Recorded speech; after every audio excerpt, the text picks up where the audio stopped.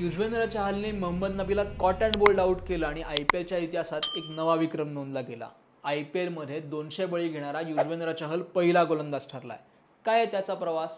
2011 मध्ये मुंबई इंडियन्सनी हरियाणाच्या या बुद्धिबळ आवडणाऱ्या लेग स्पिनरला साईन केलं।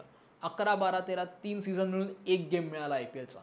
पण 2012 चॅम्पियन्स ट्रॉफी फायनलमध्ये RCB विरुद्ध बॉलिंग फिगर्स काय होत्या? 3 ओव्हर 9 रन 2 विकेट।